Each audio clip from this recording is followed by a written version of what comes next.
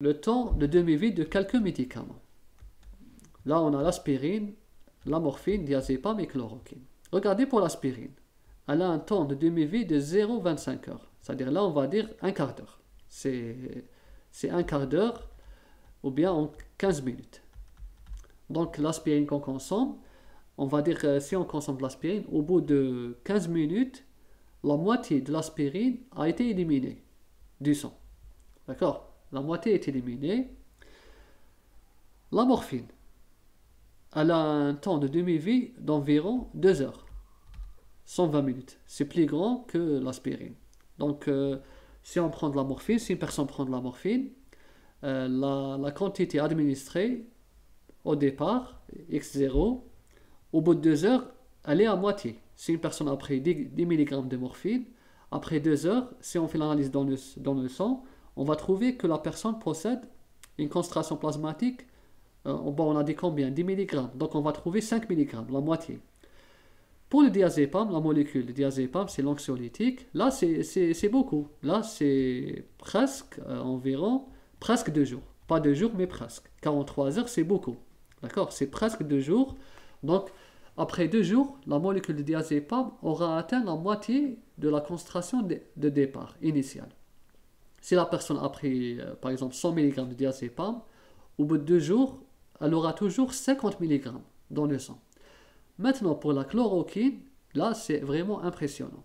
984 heures de demi-vie. Le temps de demi-vie d'élimination de la chloroquine est aux environs de 984 heures. J'ai fait 984 heures que j'ai multiplié par le facteur de conversion 1 heure qui contient 24, je refais, pour voir en jours. Pour voir en jours, pas en minutes. Donc une journée contient 24 heures. Et j'ai obtenu à peu près 41 jours. Donc c'est énorme. C'est beaucoup énorme. Donc la chloroquine, il lui faut environ 40 jours pour qu'elle s'élimine de moitié. Donc si la personne a pris 100 mg de chloroquine, après 40 jours, la chloroquine aura atteint les 50 mg dans le sang. Donc la persistance de la chloroquine est vraiment très impressionnante. Et là aussi, on peut faire le lien avec le caractère hydrophobe de la molécule.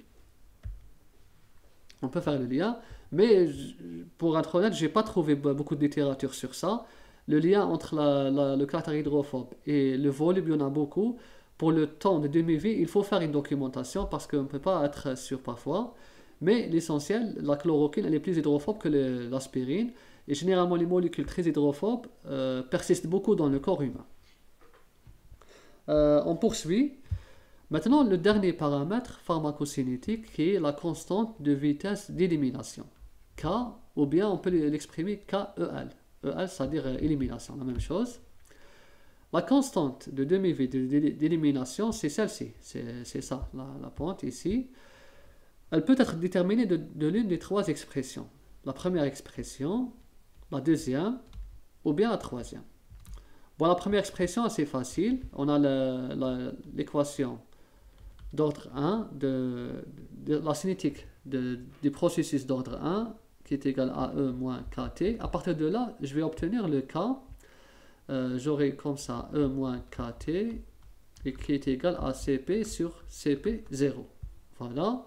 Je vais faire l'inverse et à la fin, je vais obtenir K est égal à 1 sur T ln CP0 sur CP. Bon, là, j'ai négatif. D'accord, c'est négatif CP sur CP0. Si j'inverse, j'aurai plus. Donc voilà. Là, c'est la méthode analytique.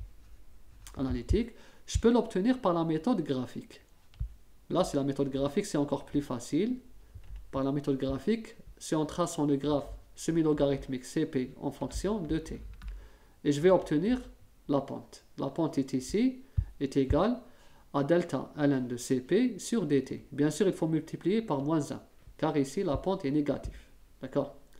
Il faut multiplier par moins 1, ou bien par le temps de demi-vie.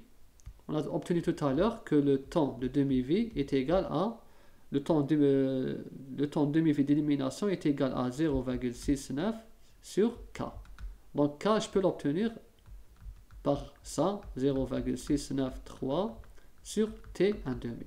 Voilà les trois méthodes utilisées pour déterminer la constante de vitesse d'élimination. On va ajouter un petit détail. La constante d'élimination, elle peut être égale. Bon, comment on va, pour expliquer facilement, pour ne pas se perdre, on peut dire que le K est égal à KI. C'est-à-dire quoi? Qu'est-ce que je veux dire là? Et le K aussi, il peut être égal à Km. Pourquoi je dis ça? Ça, c'est dans le cas où la molécule de départ, la molécule parente, la molécule mère, est éliminée ou bien excrétée,